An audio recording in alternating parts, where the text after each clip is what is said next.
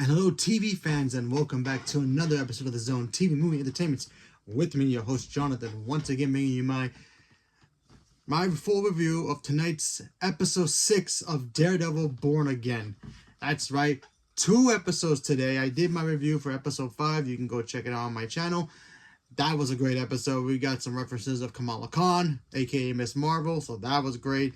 Now we're back to being just Daredevil again, doing what Daredevil is and seeing not only the return of Daredevil in full costume, but also getting to see the return of Wilson Fisk, aka Kingpin. That's right, Kingpin officially kind of broke loose tonight as well. So we're going to talk about it. Plus, we got to see the new supervillain known as Muse.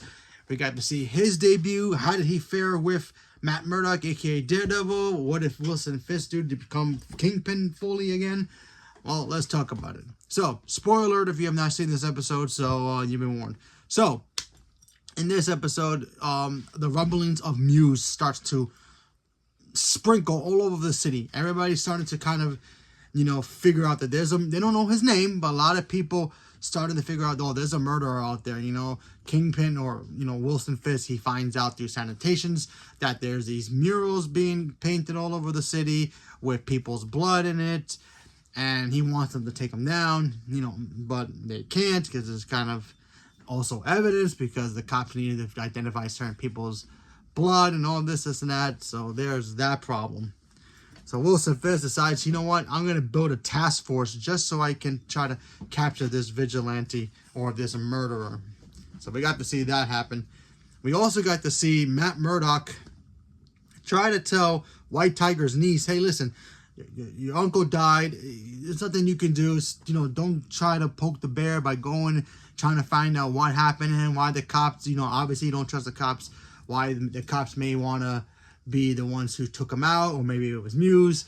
And then she starts going into that dark tunnel where she ends up getting kidnapped by Muse himself, and Daredevil literally has to suit back up again as Daredevil to rescue her. And boy, oh boy, that fight was great. We also get to see Wilson Fisk go to his secret little dungeon that he has his captured. Now, I want to apologize from last week's review. I thought that was his son that he had captured, that he was just trying to find a way to get Vanessa back. That was her, her lover that he has captured in his little prison cell. So, my mistake. So, I apologize. So, he's got him locked up. And you know what? He gave him an ultimatum. He gave him an opportunity to get out himself. Vanessa may want him out of his little, prison that he's in.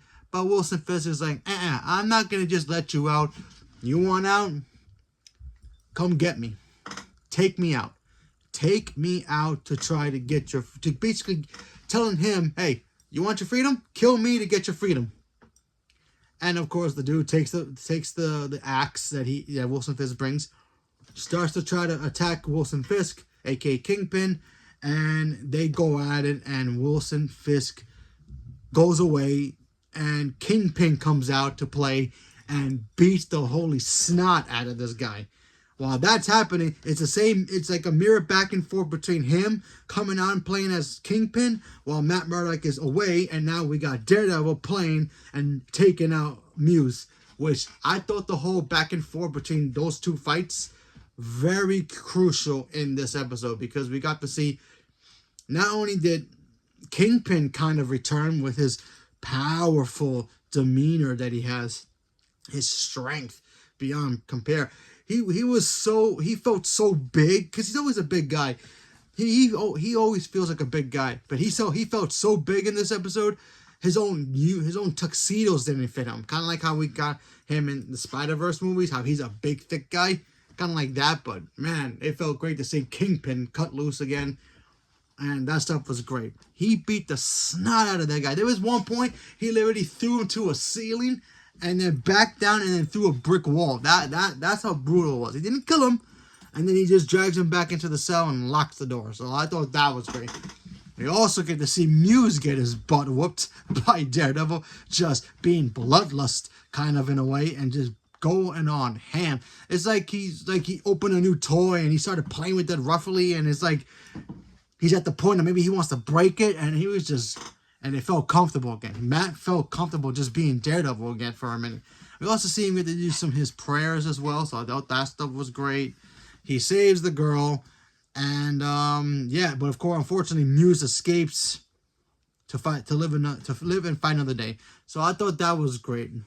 But yeah, this episode was great. First of all, Muse is a chillin' villain. I know in the comics he's like maybe like Joker level high crazy, but man, this episode, whew, there's a moment in this episode where we see like these two young girls, you know, see him painting on the wall. They just probably think he's an artist. So they go, okay, we get a picture with you. We're big fans. And then he turns around and he ends up whacking them. So, you know, there's that part. So I thought that was pretty interesting how his how can I say it? His murder rep is kind of making him kind of famous. Kind of like in the vein of how Jack the Ripper was kind of famous without people really knowing who Jack the Ripper was, or what's that guy's name? Jeffrey Dahmer. You know, everybody knew who Jeffrey Dahmer was, but never really knew who he really was until they meet him, and then it was too late, right? It's kind of like that. The whole legend of this guy being who he is starting to grow, and now that's become a problem, not only for Matt, you know, finding out about this guy named Muse, and also it's starting to become a problem for Fisk, because Fisk is trying to do his thing by being Kingpin, you know, behind the scenes of being the mayor. But with this guy being corrupting and killing people, it's starting to keep him from doing what he wants to do. So he has to create a whole new task force just to take out this guy. So I thought that was great as well. So seeing Kingpin and Matt Murdock kind of coming back out of the shadows in a way to take out a bigger problem even between the two of them. Now I'm pretty sure the two of them are going to end up teaming up to take out Muse, because a common enemy, you know, has great friends. So there's that, or whatever the saying is for that. An enemy of my enemy is my friend, kind of a thing. So, you know, that can happen. What else? Oh, I can't remember the character's name, but there's a character in here. There's a guy in here that shows up that starts talking to Fisk in a party, and is the same actor who was in Hawkeye. He had a sword. I can't remember his name. If you guys remember his name from Hawkeye, leave it in the comments, because I'm blanking on the guy's name. He's got like a fencing sword, and there was a shot of him in a video, so I thought that was cool seeing that, the same actor too, by the way, come back, so kind of tie in the Hawkeye stuff, so that was great. What else? Apparently Matt's girlfriend started to do like a book about vigilantes and why they wear masks, and what's the meaning behind the masks and all that stuff.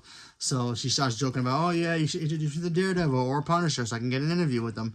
So I thought that was cool. Very good episode, by the way. Just seeing the brutality in this episode was great. The cinematography, the fight choreography was all great. I loved every moment of that. Muse, like, now he's not a physical guy.